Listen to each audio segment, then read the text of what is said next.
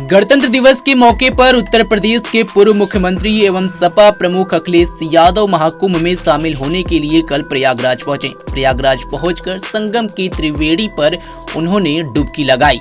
बता दें कि अखिलेश यादव ने जब डुबकी लगाई तो उसके बाद से राजनीतिक गलियारों में भी चर्चा का विषय बन गया और तमाम नेताओं की प्रतिक्रिया भी सामने आ रही है।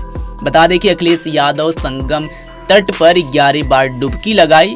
उन्होंने एक बयान में ये बात सबके सामने रखी। वहीं अब अखिलेश यादव की महाकुंभ में डुबकी लगाए जाने पर उत्तर प्रदेश के मंत्री संजय निषाद का बड़ा बयान सामने आया है और उन्होंने अखिलेश यादव पर तंज कसते हुए शकुनी सलाहकार को छोड़कर श्री कृष्ण का सलाहकार की बात कह दी है। सुनिए अखिलेश यादव की डुबकी पर संजय निषाद ने और क्या कुछ कहा।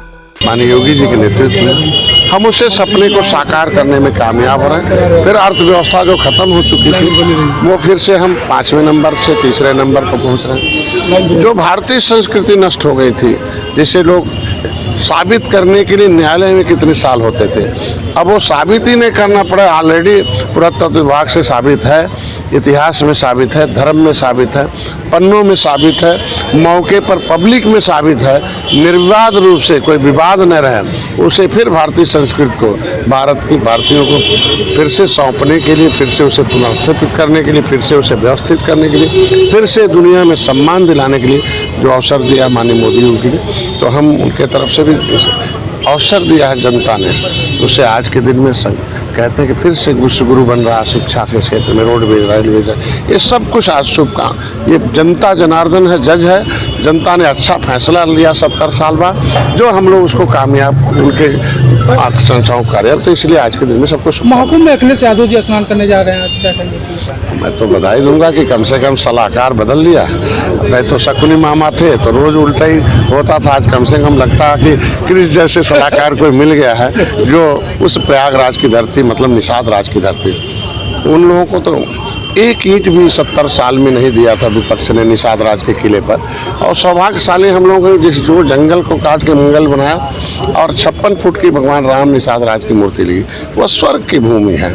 प्रयागराज एक संगम है, मतलब गंगा जमुना का संगम, मतलब एक होता है। राजनीति का मतलब ही एक करो, और एक करो सेफ करो, नेक करो।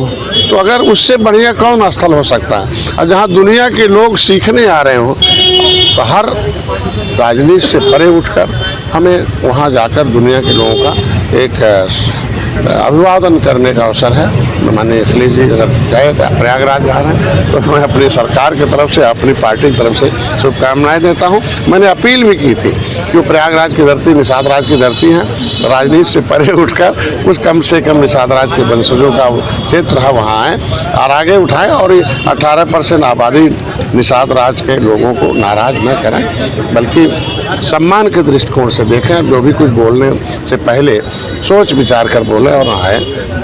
भाड़े के पहलवान नहीं, अखाड़े के पहलवानों से राय मशवरा लेके आगे रहें और जिस उद्देश्य के लिए राजनीति में आए उसे पूरा करें, बयानबाजी बचाएं और ठीक ढंग से लोगों के इस चुनाव को लेकर क्या कहेंगे? जीतेंगे भाई, बिल्कुल जीतेंगे। हम काम के आधार पर हैं। कोई ऐसी जाति नहीं जो हमें वोट नहीं दे रही है। बोलो हमने मुसलमान को भी खाना दे रहा हूँ, इलाज दे रहे हैं, मकान दे रहे हैं, वो तो बेचारे बदले में उन्हें गरीबी देते हैं, उन्हें उन्माद पैदा करते हैं। सम्मान तो हम दिला रहे हैं ना, उन्हें रोजी रोटी का इंतजाम हम कर रहे हैं, वो भी दे रहे हैं। जब मुसलमान वोट दे रहा था और कौन बिरादरी नहीं वोट देगा?